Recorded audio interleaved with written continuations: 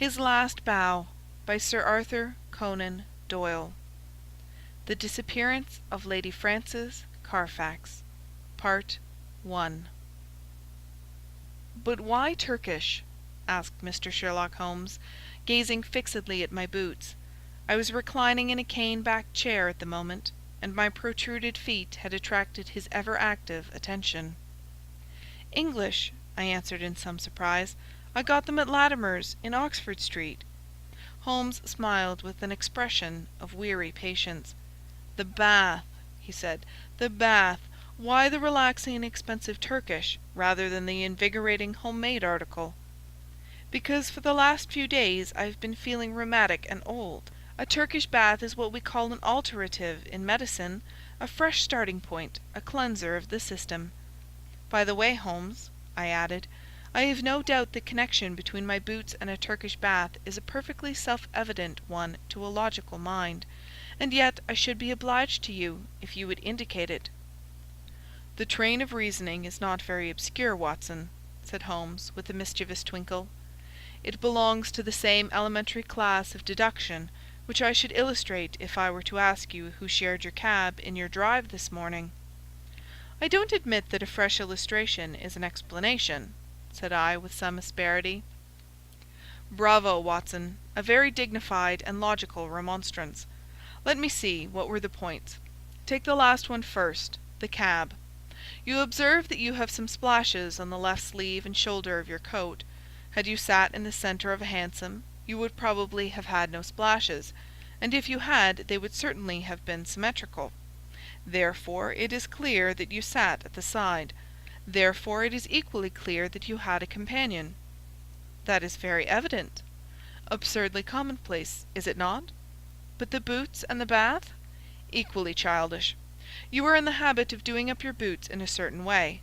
I see them on this occasion fastened with an elaborate double bow, which is not your usual method of tying them. You have therefore had them off. Who has tied them? A bootmaker, or the boy at the bath.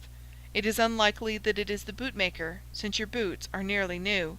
Well, what remains? The bath. Absurd, is it not? But, for all that, the Turkish bath has served a purpose." "What is that?" "You say that you have had it because you need a change. Let me suggest that you take one. How would Lausanne do, my dear Watson? First-class tickets, and all expenses paid on a princely scale?" "Splendid! But why?"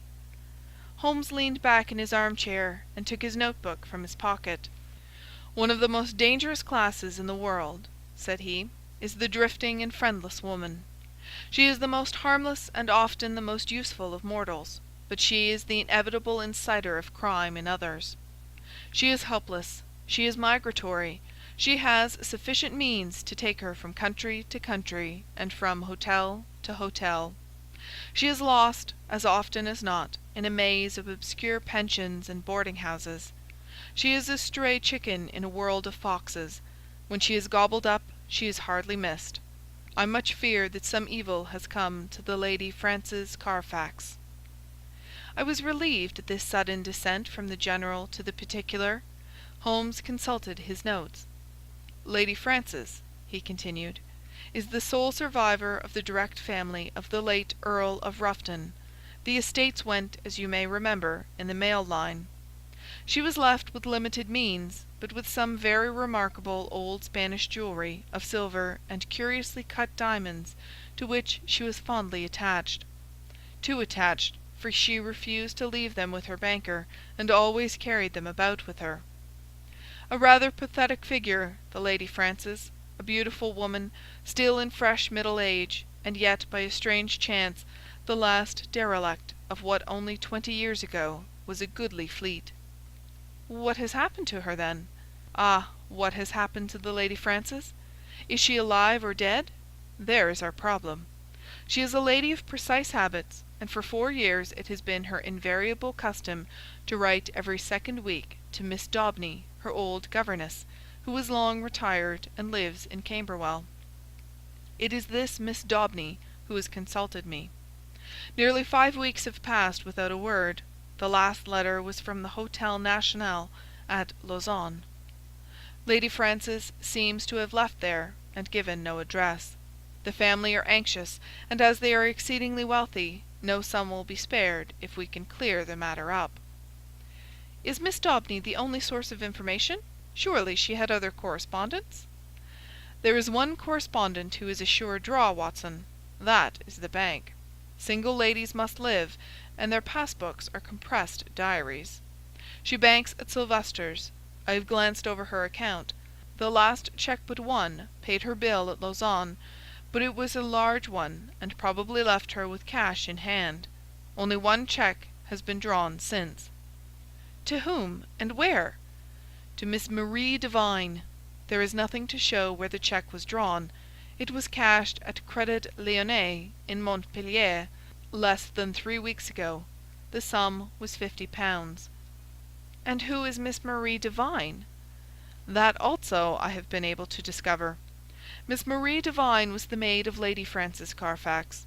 Why she should have paid her this cheque we have not yet determined. I have no doubt, however, that your researches will soon clear the matter up."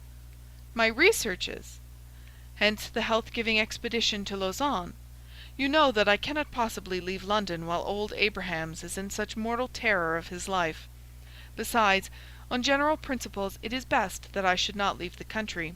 Scotland Yard feels lonely without me, and it causes an unhealthy excitement among the criminal classes.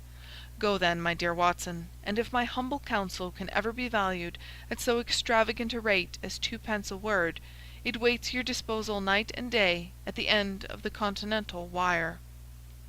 2 days later found me at the Hôtel National at Lausanne, where I received every courtesy at the hands of Monsieur Moser, the well-known manager. Lady Frances, as he informed me, had stayed there for several weeks. She had been much liked by all who met her. Her age was not more than 40. She was still handsome, and bore every sign of having, in her youth, been a very lovely woman. Monsieur Moser knew nothing of any valuable jewelry, but it had been remarked by the servants that the heavy trunk in the lady's bedroom was always scrupulously locked. Marie Devine, the maid, was as popular as her mistress. She was actually engaged to one of the head waiters in the hotel, and there was no difficulty in getting her address. It was 11 Rue de Tréjean, Montpellier. All this I jotted down, and felt that Holmes himself could not have been more adroit in collecting his facts. Only one corner still remained in the shadow. No light which I possessed could clear up the cause for the lady's sudden departure. She was very happy at Lausanne. There was every reason to believe that she intended to remain for the season in her luxurious rooms overlooking the lake, and yet she had left at a single day's notice, which involved her in the useless payment of a week's rent. Only Jules Vibert, the lover of the maid, had any suggestion to offer. He connected the sudden departure with the visit to the hotel a day or two before of a tall, dark, bearded man. "Un sauvage, un véritable sauvage," cried Jules Vibert. The man had rooms somewhere in the town. He had been seen talking earnestly to Madame on the promenade by the lake. Then he had called. She had refused to see him. He was English, but of his name there was no record. Madame had left the place immediately afterwards. Jules Vibert, and, what was of more importance, Jules Vibert's sweetheart, thought that this call and this departure were cause and effect. Only one thing Jules would not discuss. That was the reason why Marie had left her mistress. Of that he could or would say nothing. If I wished to know, I must go to Montpellier and ask her. So ended the first chapter of my inquiry. The second was devoted to the place which Lady Frances Carfax had sought when she left Lausanne. Concerning this there had been some secrecy, which confirmed the idea that she had gone with the intention of throwing someone off her track. Otherwise, why should not her luggage have been openly labelled for Baden? Both she and it reached the Rhenish Spa by some circuitous route. This much I gathered from the manager of Cook's local office. So to Baden I went, after dispatching to Holmes an account of all my proceedings, and receiving in reply a telegram of half-humorous commendation. At Baden the track was not difficult to follow. Lady Frances had stayed at the Englischer Hof for a fortnight. While there she had made the acquaintance of a Dr. Schlesinger and his wife, a missionary from South America. Like most lonely ladies, Lady Frances found her comfort and occupation in religion. Dr. Schlesinger's remarkable personality, his whole-hearted devotion, and the fact that he was recovering from a disease contracted in the exercise of his apostolic duties affected her deeply. She had helped Mrs. Schlesinger in the nursing of the convalescent saint. He spent his day, as the manager described it to me, upon a lounge chair in the veranda, with an attendant lady upon either side of him. He was preparing a map of the Holy Land, with especial reference to the kingdom of the Midianites, upon which he was writing a monograph. Finally, having improved much in health, he and his wife had returned to London, and Lady Frances had started thither in their company. This was just 3 weeks before, and the manager had heard nothing since.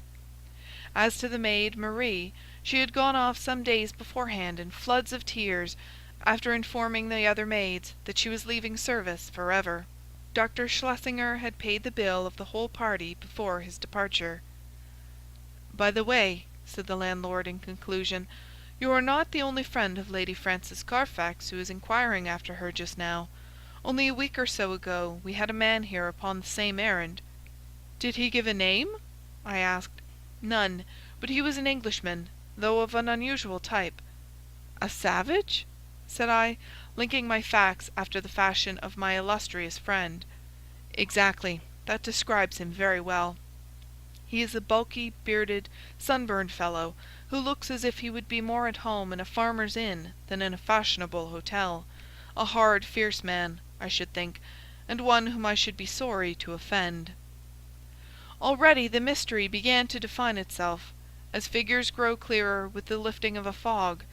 Here was this good and pious lady pursued from place to place by a sinister and unrelenting figure. She feared him, or she would not have fled from Lausanne. He had still followed. Sooner or later he would overtake her. Had he already overtaken her?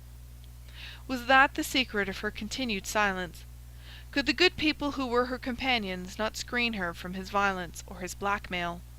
What horrible purpose, what deep design lay behind this long pursuit? There was the problem which I had to solve. To Holmes I wrote, showing how rapidly and surely I had got down to the roots of the matter. In reply I had a telegram asking for a description of Dr. Schlesinger's left ear. Holmes's ideas of humour are strange and occasionally offensive, so I took no notice of his ill-timed jest. Indeed, I had already reached Montpellier in my pursuit of the maid, Marie, before his message came. I had no difficulty in finding the ex-servant and in learning all that she could tell me. She was a devoted creature, who had only left her mistress because she was sure that she was in good hands, and because her own approaching marriage made a separation inevitable in any case. Her mistress had, as she confessed with distress, shown some irritability of temper towards her during their stay in Baden, and had even questioned her once as if she had suspicions of her honesty, and this had made the parting easier than it would otherwise have been. Lady Frances had given her £50 as a wedding present. Like me, Marie viewed with deep distrust the stranger who had driven her mistress from Lausanne. With her own eyes she had seen him seize the lady's wrist with great violence on the public promenade by the lake. He was a fierce and terrible man. She believed that it was out of dread of him that Lady Frances had accepted the escort of the Schlesingers to London. She had never spoken to Marie about it, but many little signs had convinced the maid that her mistress lived in a state of continual nervous apprehension. So far she had got in her narrative, when suddenly she sprang from her chair, and her face was convulsed with surprise and fear. "See!" she cried, "the miscreant follows still! There is the very man of whom I speak!" Through the open sitting-room window I saw a huge, swarthy man with a bristling black beard walking slowly down the centre of the street and staring eagerly at the numbers of the houses. It was clear that, like myself, he was on the track of the maid. Acting upon the impulse of the moment, I rushed out and accosted him.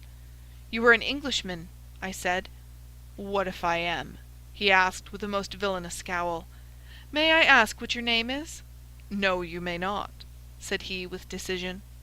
The situation was awkward, but the most direct way is often the best. "Where is the Lady Frances Carfax?" I asked. He stared at me in amazement. "What have you done with her? Why have you pursued her? I insist upon an answer," said I. The fellow gave a bellow of anger and sprang upon me like a tiger. I have held my own in many a struggle, but the man had a grip of iron and the fury of a fiend. His hand was on my throat, and my senses were nearly gone before an unshaven French ouvrier in a blue blouse darted out from a cabaret opposite with a cudgel in his hand and struck my assailant a sharp crack over the forearm, which made him leave go his hold. He stood for an instant fuming with rage and uncertain whether he should not renew his attack. Then with a snarl of anger he left me and entered the cottage from which I had just come. I turned to thank my preserver, who stood beside me in the roadway. "Well, Watson," said he, "a very pretty hash you have made of it. I rather think you had better come back with me to London by the night express." An hour afterwards, Sherlock Holmes, in his usual garb and style, was seated in my private room at the hotel. His explanation of his sudden and opportune appearance was simplicity itself, for, finding that he could get away from London, he determined to head me off at the next obvious point of my travels.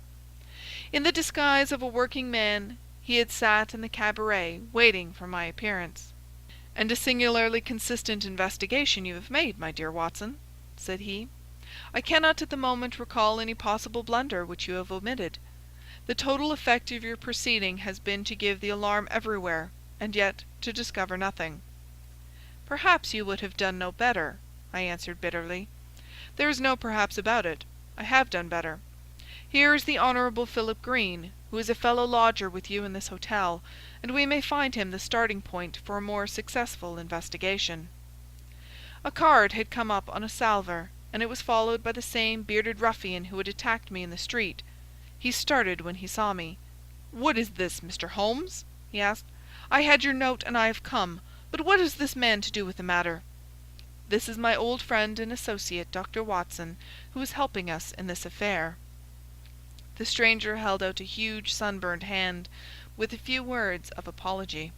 "I hope I didn't harm you. When you accused me of hurting her, I lost my grip of myself.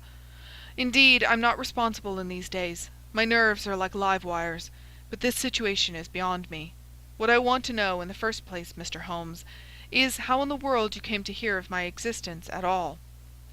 "I am in touch with Miss Daubeny, Lady Frances's governess." "Old Susan Daubeny with the mob cap. I remember her well." "And she remembers you. It was in the days before you found it better to go to South Africa." "Ah, I see you know my whole story.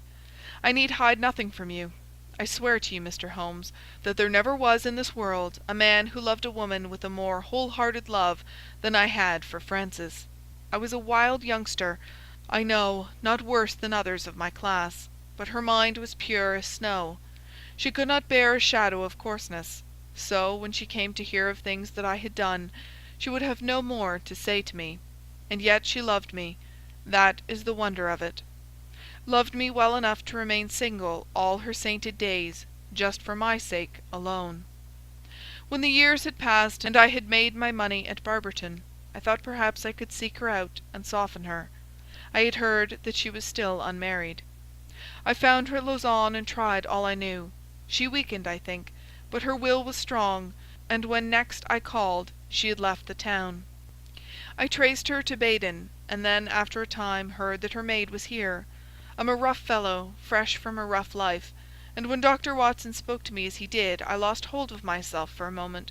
But for God's sake tell me what has become of the Lady Frances." "That is for us to find out," said Sherlock Holmes, with peculiar gravity. "What is your London address, Mr. Green?" "The Langham Hotel will find me." "Then may I recommend that you return there, and be on hand in case I should want you? I have no desire to encourage false hopes, but you may rest assured that all that can be done will be done for the safety of Lady Frances. I can say no more for the instant. I will leave you this card so that you may be able to keep in touch with us. Now, Watson, if you will pack your bag, I will cable to Mrs. Hudson to make one of her best efforts for 2 hungry travellers at 7:30 tomorrow." A telegram was awaiting us when we reached our Baker Street rooms, which Holmes read with an exclamation of interest and threw across to me. "Jagged or torn," was the message, and the place of origin was Baden. "What is this?" I asked. "It is everything," Holmes answered. "You may remember my seemingly irrelevant question as to this clerical gentleman's left ear. You did not answer it." "I had left Baden, and could not inquire." "Exactly.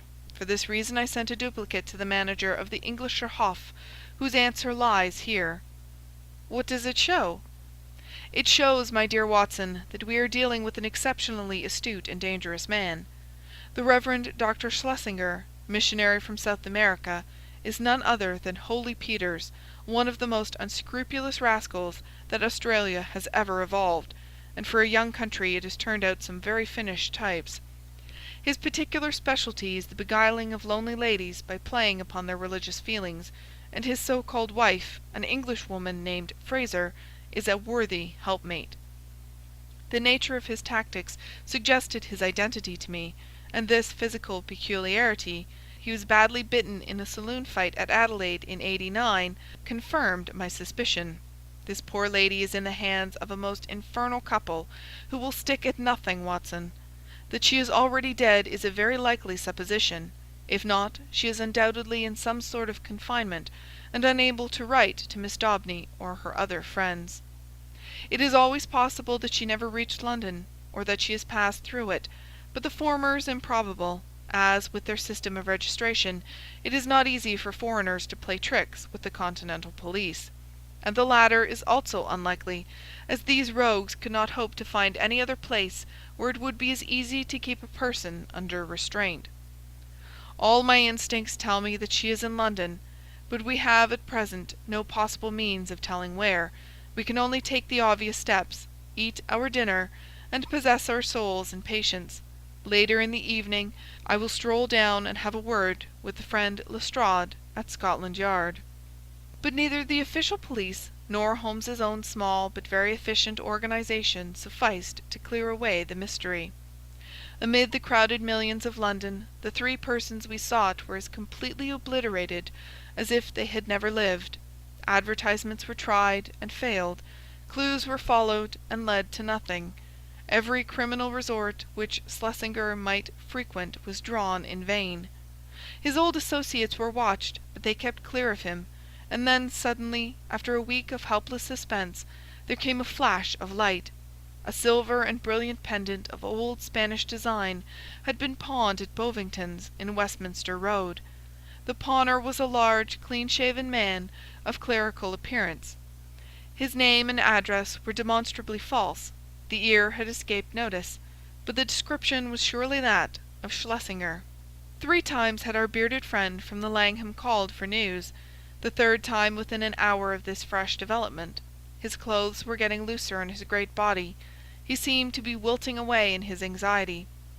"If you will only give me something to do," was his constant wail. At last Holmes could oblige him. "He has begun to pawn the jewels. We should get him now." "But does this mean that any harm has befallen the Lady Frances?" Holmes shook his head very gravely. "Supposing that they have held her prisoner up to now, it is clear that they cannot let her loose without their own destruction. We must prepare for the worst." "What can I do?" "These people do not know you by sight?" "No." "It is possible that he will go to some other pawnbroker in the future. In that case we must begin again. On the other hand, he has had a fair price and no questions asked, so if he is in need of ready money he will probably come back to Bovington's. I will give you a note to them, and they will let you wait in the shop. If the fellow comes you will follow him home, but no indiscretion, and above all, no violence. I put you on your honour that you will take no step without my knowledge and consent." For 2 days the Honourable Philip Green, he was, I may mention, the son of the famous admiral of that name who commanded the Sea of Azov fleet in the Crimean War, brought us no news. On the evening of the 3rd he rushed into our sitting-room, pale, trembling, with every muscle of his powerful frame quivering with excitement. "We have him! We have him!" he cried. He was incoherent in his agitation. Holmes soothed him with a few words and thrust him into an armchair. "Come now, give us the order of events," said he. "She came only an hour ago. It was the wife this time, but the pendant she brought was the fellow of the other. She is a tall, pale woman, with ferret eyes." "That is the lady," said Holmes. "She left the office and I followed her. She walked up the Kennington Road and I kept behind her. Presently she went into a shop, Mr. Holmes. It was an undertaker's." My companion started. "Well?" he asked in that vibrant voice which told of the fiery soul behind the cold grey face. "She was talking to the woman behind the counter. I entered as well. 'It is late,' I heard her say, or words to that effect. The woman was excusing herself. 'It should be there before now,' she answered. 'It took longer, being out of the ordinary.' They both stopped and looked at me, so I asked some question and then left the shop." "You did excellently well. What happened next?" "The woman came out, but I had hid myself in a doorway. Her suspicions had been aroused, I think, for she looked round her. Then she called a cab and got in. I was lucky enough to get another and so to follow her. She got down at last at No. 36 Pulteney Square, Brixton. I drove past, left my cab at the corner of the square, and watched the house." "Did you see anyone?" "The windows were all in darkness save one on the lower floor. The blind was down and I could not see in. I was standing there wondering what I should do next, when a covered van drove up with 2 men in it. They descended, took something out of the van, and carried it up the steps to the hall door. Mr. Holmes, it was a coffin!" "Ah!" "For an instant I was on the point of rushing in. The door had been opened to admit the men and their burden. It was the woman who had opened it. But as I stood there she caught a glimpse of me, and I think that she recognized me. I saw her start, and she hastily closed the door. I remembered my promise to you, and here I am." "You have done excellent work," said Holmes, scribbling a few words upon a half-sheet of paper. "We can do nothing legal without a warrant, and you can serve the cause best by taking this note down to the authorities and getting one. There may be some difficulty, but I should think that the sale of the jewellery should be sufficient. Lestrade will see to all details." "But they may murder her in the meanwhile. What could the coffin mean, and for whom could it be but for her?" "We will do all that can be done, Mr. Green. Not a moment will be lost. Leave it in our hands.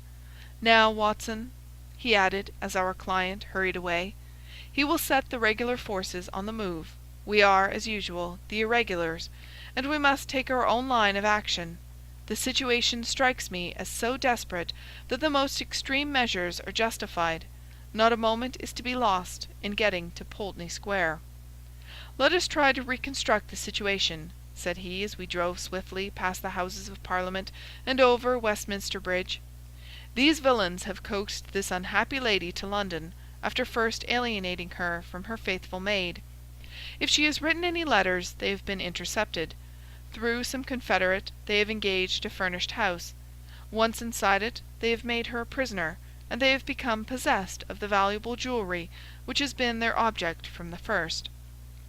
Already they have begun to sell part of it, which seems safe enough to them, since they have no reason to think that anyone is interested in the lady's fate. When she is released, she will, of course, denounce them. Therefore she must not be released, but they cannot keep her under lock and key forever, so murder is their only solution." "That seems very clear." "Now we will take another line of reasoning. When you follow 2 separate chains of thought, Watson, you will find some point of intersection which should approximate to the truth. We will start now, not from the lady, but from the coffin, and argue backward. That incident proves, I fear, beyond all doubt, that the lady is dead. It points also to an orthodox burial with proper accompaniment of medical certificate and official sanction. Had the lady been obviously murdered, they would have buried her in a hole in the back garden. But here all is open and regular. What does that mean? Surely that they have done her to death, in some way which has deceived the doctor, and simulated a natural end, poisoning perhaps. And yet how strange that they should ever let a doctor approach her, unless he were a confederate, which is hardly a credible proposition. Could they have forged a medical certificate? Dangerous, Watson, very dangerous.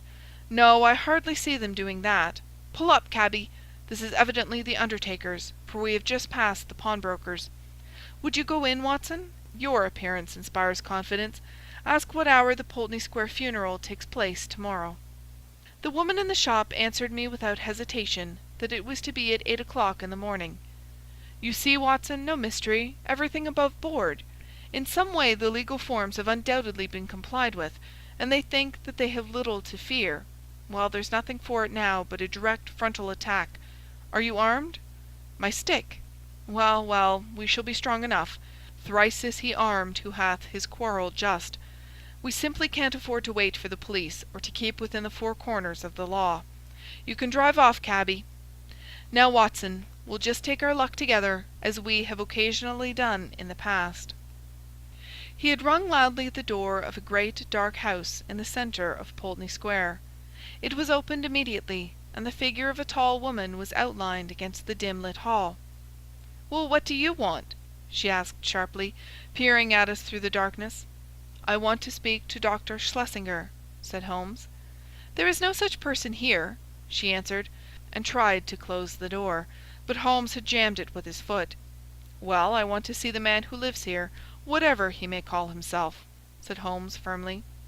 She hesitated, then she threw open the door. "Well, come in," said she. "My husband is not afraid to face any man in the world." She closed the door behind us and showed us into a sitting-room on the right side of the hall, turning up the gas as she left us. "Mr. Peters will be with you in an instant," she said. Her words were literally true, for we had hardly time to look around the dusty and moth-eaten apartment in which we found ourselves before the door opened and a big, clean-shaven, bald-headed man stepped lightly into the room. He had a large red face with pendulous cheeks and a general air of superficial benevolence which was marred by a cruel, vicious mouth. "There is surely some mistake here, gentlemen," he said in an unctuous, make-everything-easy voice. "I fancy that you have been misdirected, possibly if you tried farther down the street." "That will do. We have no time to waste," said my companion firmly. "You are Henry Peters of Adelaide, late the Reverend Dr. Schlesinger of Baden and South America. I am as sure of that as that my own name is Sherlock Holmes." Peters, as I will now call him, started and stared hard at his formidable pursuer. "I guess your name does not frighten me, Mr. Holmes," said he coolly. "When a man's conscience is easy, you can't rattle him. What is your business in my house?" "I want to know what you have done with the Lady Frances Carfax, whom you brought away with you from Baden." "I'd be very glad if you could tell me where that lady may be," Peters answered coolly. "I've a bill against her for nearly £100, and nothing to show for it but a couple of trumpery pendants that the dealer would hardly look at. She attached herself to Mrs. Peters and me at Baden.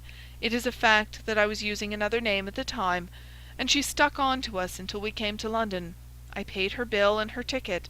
Once in London she gave us the slip, and, as I say, left these out-of-date jewels to pay her bills. You find her, Mr. Holmes, and I'm your debtor." "I mean to find her," said Sherlock Holmes. "I'm going through this house till I do find her." "Where is your warrant?" Holmes half drew a revolver from his pocket. "This will have to serve till a better one comes." "Why, you are a common burglar." "So you might describe me," said Holmes cheerfully. "My companion is also a dangerous ruffian, and together we are going through your house." Our opponent opened the door. "Fetch a policeman, Annie," said he. There was a whisk of feminine skirts down the passage, and the hall door was opened and shut. "Our time is limited, Watson," said Holmes. "If you try to stop us, Peters, you will most certainly get hurt. Where is that coffin which was brought into your house?" "What do you want with the coffin? It is in use. There is a body in it." "I must see that body." "Never with my consent." "Then without it." With a quick movement, Holmes pushed the fellow to one side and passed into the hall. A door, half opened, stood immediately before us. We entered. It was the dining-room.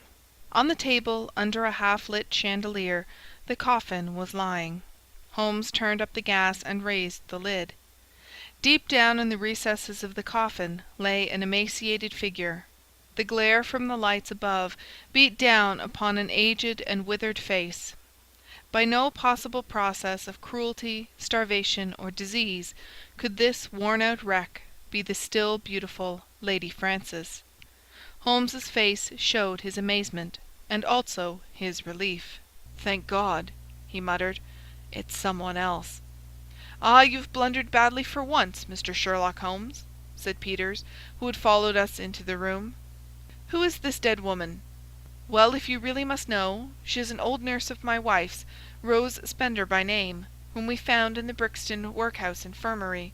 We brought her round here, called in Dr. Horsam of 13 Furbank Villas, mind you take the address, Mr. Holmes, and had her carefully tended as Christian folks should.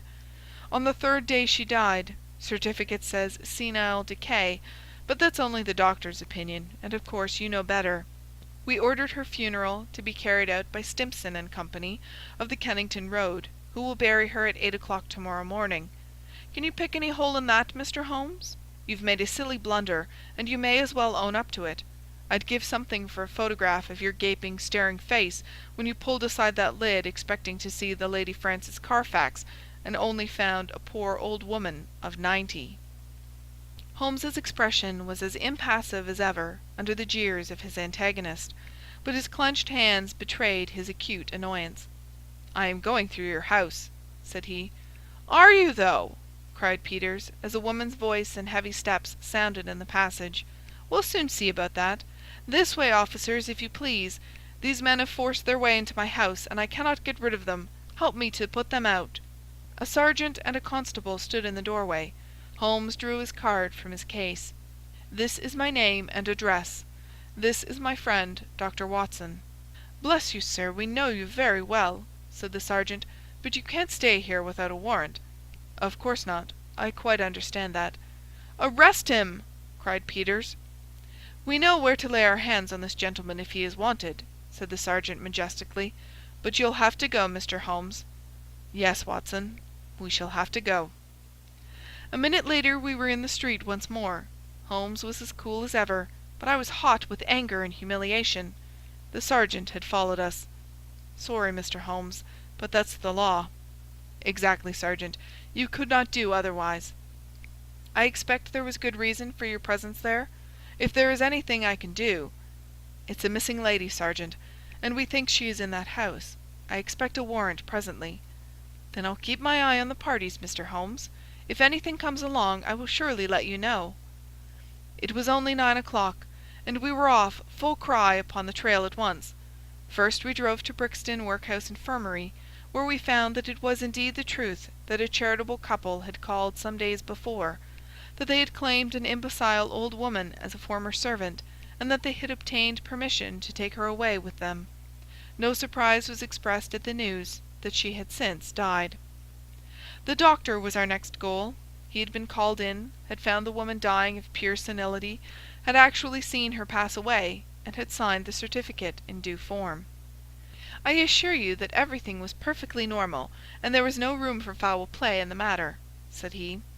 Nothing in the house had struck him as suspicious, save that for people of their class it was remarkable that they should have no servant.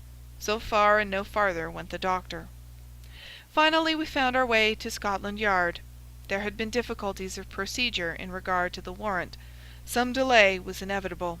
The magistrate's signature might not be obtained until next morning. If Holmes would call about 9, he could go down with Lestrade and see it acted upon.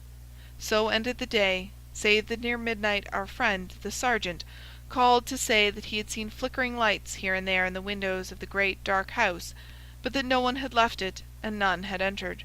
We could but pray for patience and wait for the morrow. Sherlock Holmes was too irritable for conversation, and too restless for sleep. I left him smoking hard, with his heavy, dark brows knotted together, and his long, nervous fingers tapping upon the arms of his chair, as he turned over in his mind every possible solution of the mystery. Several times in the course of the night I heard him prowling about the house.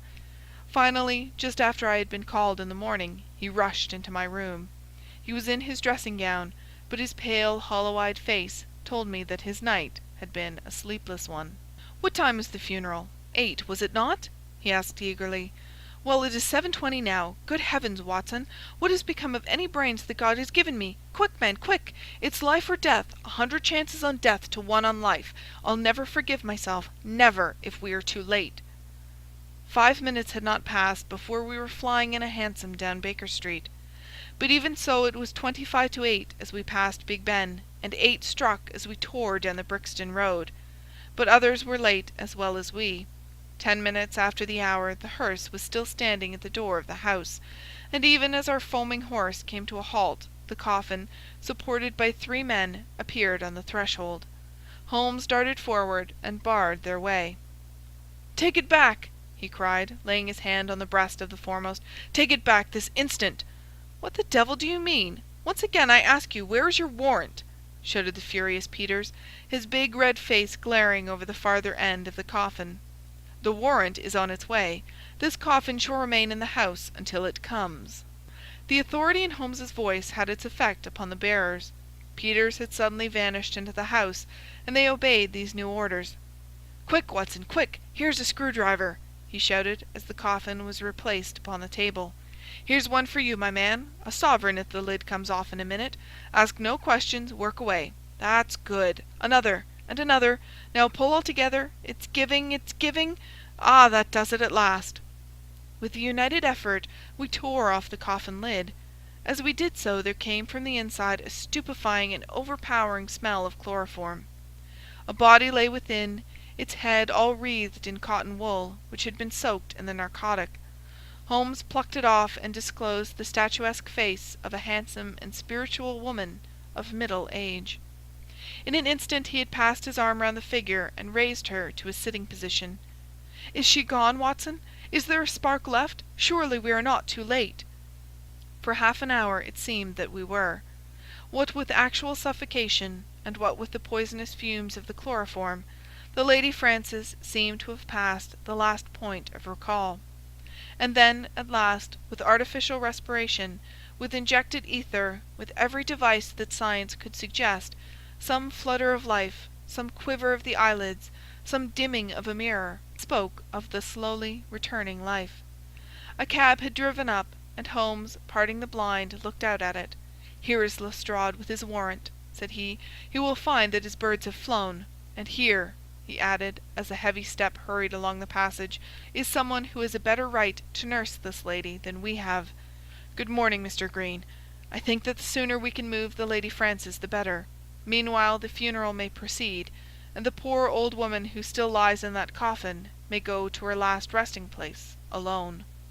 "Should you care to add the case to your annals, my dear Watson," said Holmes that evening, "it can only be as an example of that temporary eclipse to which even the best balanced mind may be exposed. Such slips are common to all mortals, and the greatest is he who can recognize and repair them. To this modified credit I may, perhaps, make some claim. My night was haunted by the thought that somewhere a clue, a strange sentence, a curious observation, had come under my notice, and had been too easily dismissed. Then suddenly in the grey of the morning the words came back to me. It was the remark of the undertaker's wife, as reported by Philip Green. She had said, "It should be there before now. It took longer, being out of the ordinary." It was the coffin of which she spoke. It had been out of the ordinary. That could only mean that it had been made to some special measurement. But why? Why?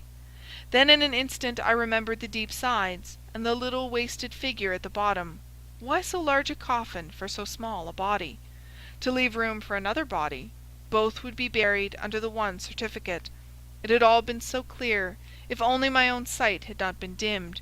At 8 the Lady Frances would be buried. Our one chance was to stop the coffin before it left the house.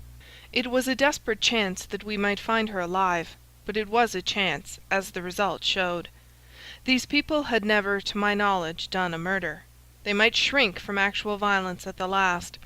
They could bury her with no sign of how she met her end, and even if she were exhumed there was a chance for them. I hoped that such considerations might prevail with them. You can reconstruct the scene well enough. You saw the horrible den upstairs where the poor lady had been kept so long. They rushed in and overpowered her with their chloroform, carried her down, poured more into the coffin to insure against her waking, and then screwed down the lid. "A clever device, Watson. It is new to me in the annals of crime.